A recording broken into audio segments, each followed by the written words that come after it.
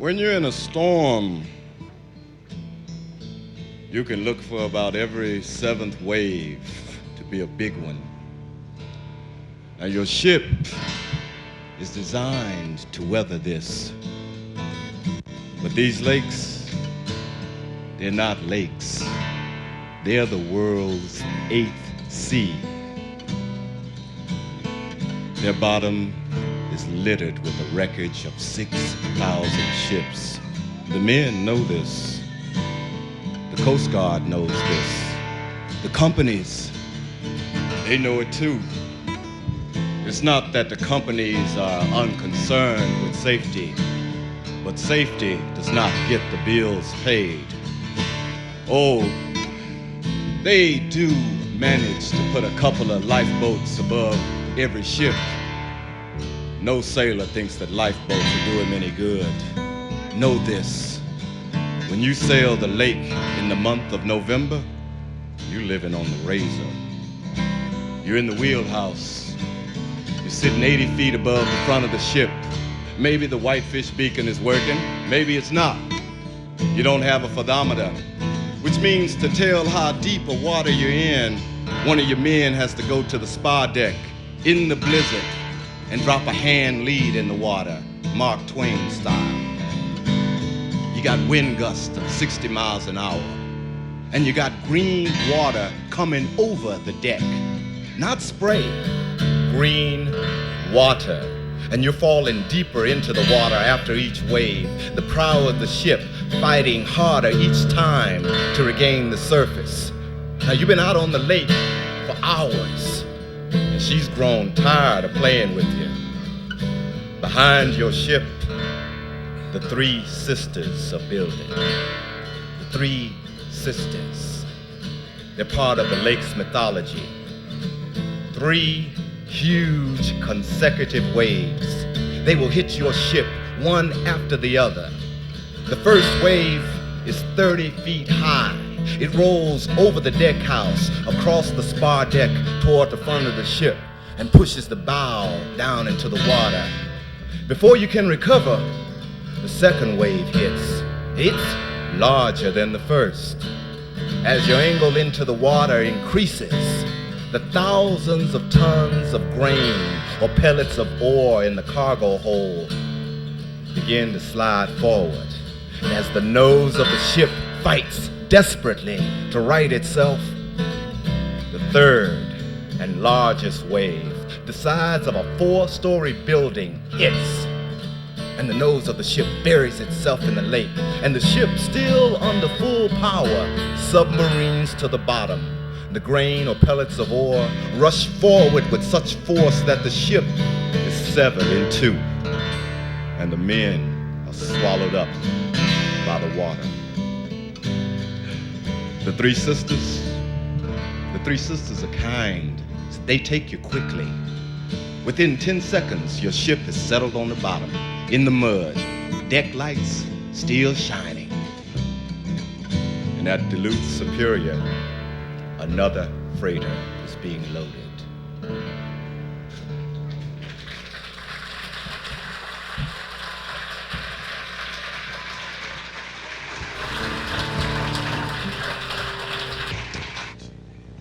It was bright, unseasonably warm, and the Edmund Fitzgerald left on 9 November. Behind her was the Arthur Anderson, headed for 2 Harbors, Indiana, following by 7 hours. After a few hours, they got the first gale warnings, and both ships decided to hug the northern shore of Lake Superior and go past Caribou Island. Well, now the danger of going past Caribou, you see, is they have to go across the 6-fathom shoal. Now, 6 fathoms is only 36 feet. And a boat the size of the Fitzgerald, which sat 27 feet in the water, had a clearance of only 9 feet in good weather. And in a storm with the waves and the pitching of the boat, that could easily be cut in half. At 3:20 a.m., the Fitzgerald went over 6-fathom shoal. And at 3:35, the Anderson got the first distress signal. Her pumps were working, and they were pumping up to 32,000 gallons a minute like they should. And now if the water's coming over the top across the spar deck, that's one thing. But if the water's coming down from below, well, this isn't a battleship. This is little more than a motorized barge. And while she can take a lot of water down from the spar deck going down, it's said that a hole in her hull the size of a pencil will sink her.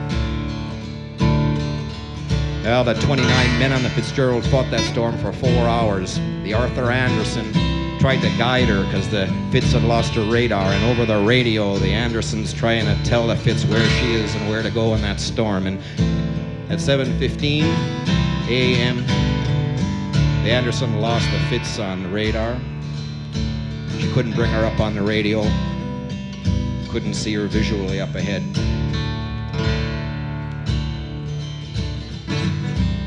Boats, little boats, ships, big ships that had reached safe port, and they sailed back into that great storm to look for the men on that boat. When they got back 9 o'clock the following morning, after 24 hours, all they'd found was half a lifeboat. And if you want to come down with me on the 10th of November and go to the Maritime Church in Detroit, you can stand with the hundreds of others that still come every year and listen while they toll the bell 29 times and read off with each bell the names of the only men who really know what happened on that night in November. Now, what is it about the tragedy of this one ship that stirs the imagination so? Is it that there was a song, a good song written about her? Well, I doubt it, because there's hundreds of good songs written about 1,000 ships at the bottom of those lakes.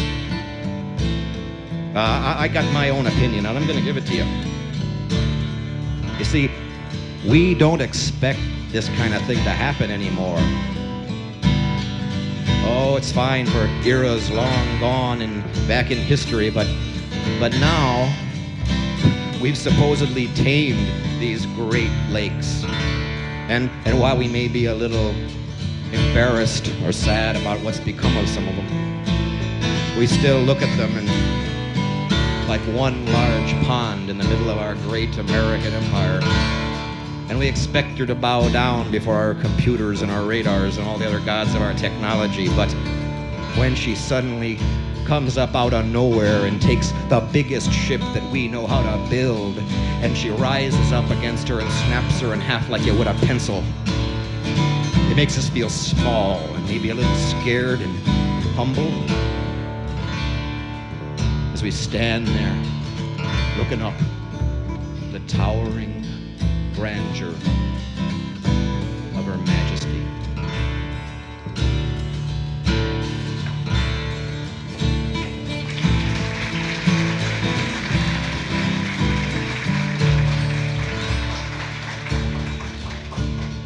Now you should remember that if you'd have stood her up, the Fitz would have been the tallest building in the Midwest, 730 feet high. The 530 feet of water that she sank in was not nearly as deep as she was long. Oh, and I don't mean to say sank. She was torn in half. Everybody's got a theory. Some of the men who've worked the Lakers think that she took on water down below from a gash in her hull. The gash, they say, was made by shoaling off of Caribou Island. The Coast Guard, some of whom are so damn well educated that they're stupid, they claim that she took on water from above through hatch covers that were either damaged or weren't closed tight. Hell, there are even some nutheads who say she met up with aliens who sank the ship and made off with the crew. The lakes must get a kick out of all these stories. But it's simple, really. At 7:15 on the 10th of November, the Fitzgerald got hit by the Three Sisters.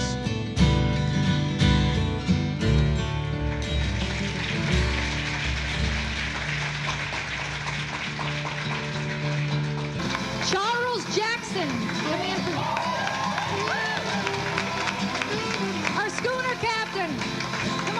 Jim Moran.